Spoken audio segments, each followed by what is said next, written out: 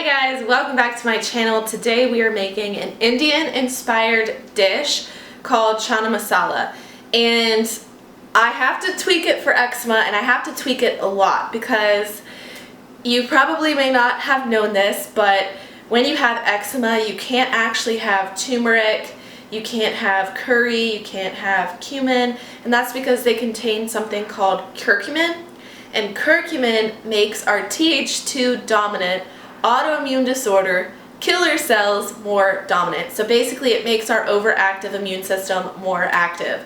So it is a challenge to make an Indian dish without turmeric and curry, but I actually love Indian dishes, and so today we're making Chana Masala, which is basically a chickpea tomatoey dish.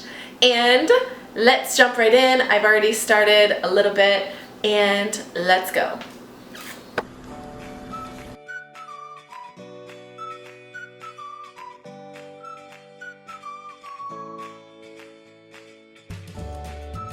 Okay, I just got all the ingredients. We have cilantro, onion, ginger, lemon.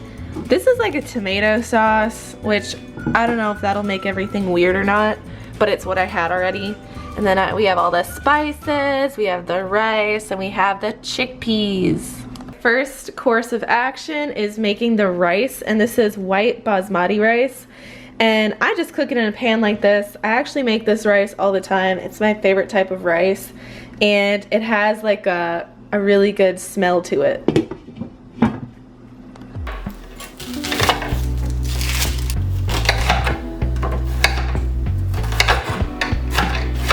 Oh, onion gets me so bad every single time. Ugh.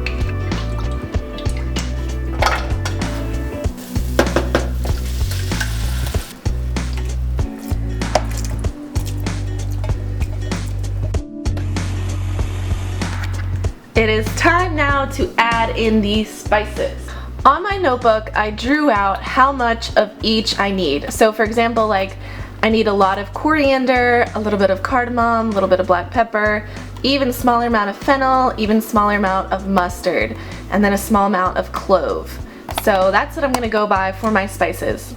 Okay, in goes the weird fennel seeds that I tried hard to chop, but this is probably gonna turn out weird. Next we have our coriander, then we have our cardamom, black pepper, mustard, and then some clove. Now I have these chickpeas, and these are awesome. So if you're gonna eat stuff like legumes, you want them to be pressure cooked. So I'm gonna go ahead and rinse these because there's a lot of salt on them, and then I'm gonna add them to our dish.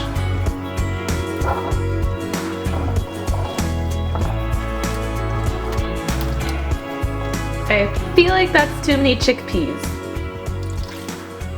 Okay, so what I'm actually gonna do is, I really don't like the way this looks. I'm going to now puree all of this together lightly. Just like a couple pulses. I don't want the chickpeas to completely lose their form, but I don't want them to look like that. Now I'm feeling like I need more tomatoes, but it actually tastes really good, so that's a win.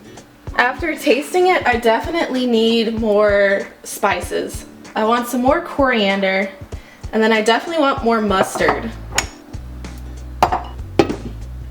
Okay, I have the Chana Masala all cooked, and I have it in this bowl.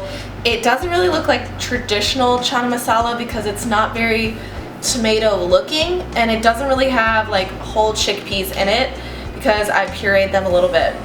However, what I'm gonna do now is teach you guys how to make like a fake naan. And so it's literally just gonna be cassava flour, water, and a little bit of oil, and then we're gonna cook it on a pan and try to make some naan. The truth is, I haven't ate today, and I got very hungry, and so I just tried the Chana Masala, and I have a little bit on my fork, and it's perfect. Like, if you miss eating Indian food because you're trying to avoid turmeric, also, if you hear it, my dryer's on, I apologize. But anyway, this is incredible. I actually really love it, and I'm really excited to show you guys like the final piece.